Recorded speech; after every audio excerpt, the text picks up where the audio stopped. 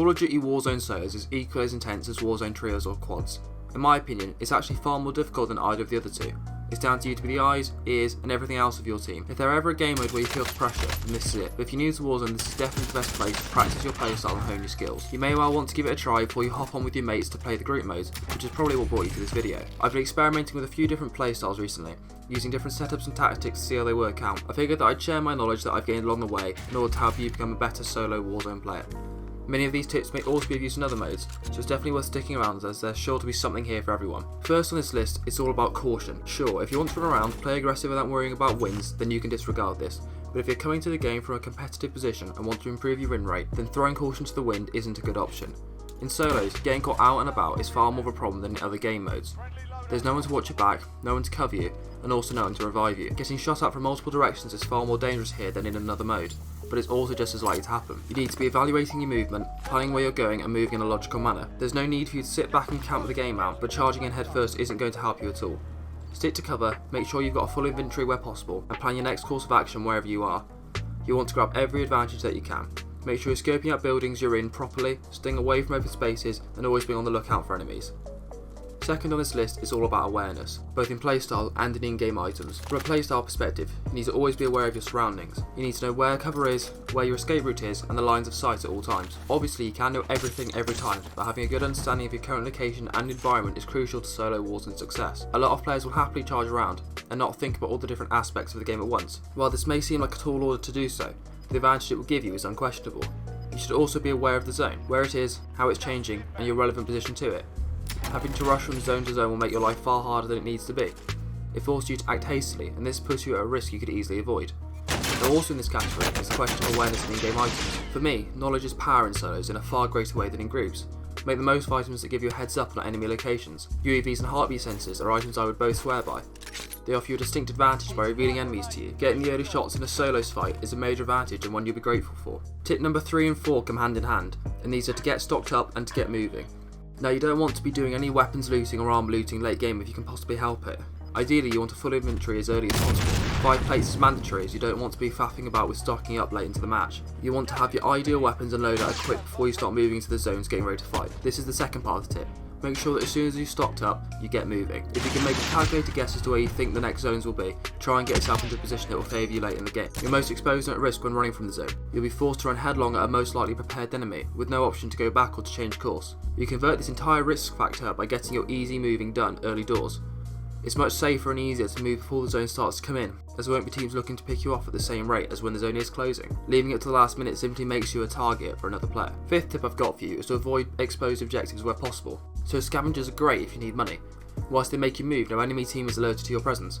There's not a big risk that you'll be seen over the already existing one. Whereas if you take a recon or a secure location contract, then you're quite literally highlighting your position for the world to see. Now while you will be at an advantage from a defensive perspective, you'll also be exposing yourself unnecessarily.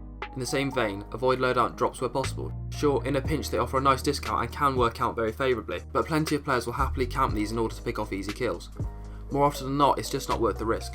You're guaranteed to be sat still for at least a few seconds while you pick up your loadout. For any competent sniper, that's an easy kill. Bounty contracts are a bit of a grey area. They offer both you and the target an advantage. If you're feeling confident, they can be a great source of cash, and these really come down to personal preference. Sixth for me is that you should prioritise stealth wherever possible. Keeping yourself off the map and out of sight should absolutely be a priority for any aspiring Warzone player. Now this has a few different aspects, but each is fairly obvious. In terms of perks, I think Ghost is absolutely mandatory. UAVs are everywhere in this mode and you should absolutely be aiming to stay off the radar. Cold-blooded is a bit more forgiving as not a lot of players use high alert and it is quite impractical. Suppressors, while they don't keep you off the map, are still a great asset. They'll mask your general direction temporarily and allow you to exploit the drop that you get on an enemy. Plus, if you happen to come across a dead silence, using that will allow you to sneak up on an enemy and pick up an easy kill. The last thing you want to be standing out on the map for all to see, so staying off it is essential. Number 7 is a specific piece of playstyle advice, and that is to use weapons that make use of range. In solos, you need to make sure you're able to engage people at range, as this will be useful in a wide variety of scenarios. Running a sniper or marksman rifle will make establishing and holding a base far easier. It'll enable you to pick off enemies from a distance and give you a much broader scope of engagement. Having a varied range in your arsenal can be great, also if you need to cover your retreat or pick off enemies that are advancing towards you. If sniping isn't to your liking,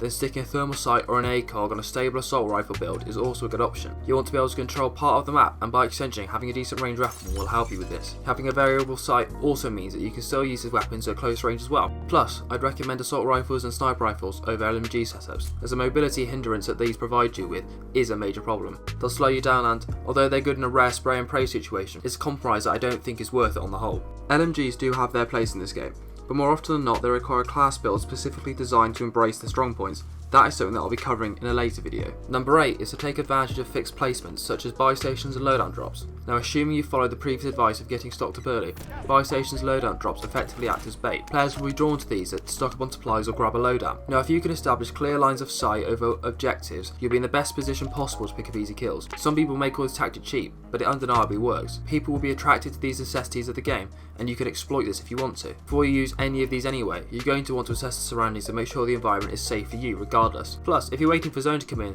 then establish yourself as one of these points of interest is simply an added bonus. The advantage being, you may as well be in a position to get kills rather than simply hide away. If anything, this will give you more combat time and improve your abilities overall. Now, the 9th point might seem fairly obvious, but a lot of people overlook it.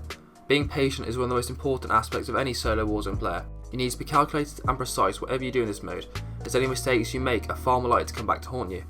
If you need to wait up to line up the perfect shot, you're far better off doing that than shooting too early than missing. If you're wondering whether or not to risk moving up into a building, take the time to assess the likelihood of there being someone in there. Everything you do needs to be smart, as luck can only get you so far in this game. More often than not, being panicky leads to mistakes that are just going to get you killed.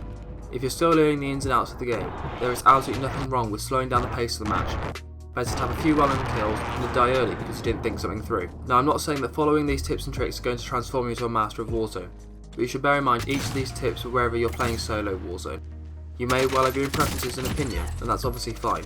I am not by any means suggesting that you follow this guide step by step, it's more of a basis on which to build your own playstyle. A solo Warzone player needs to be a well-rounded individual, able to manipulate the game to their advantage, but hopefully this video has provided you with the advice and foundations on which you can build your Warzone success.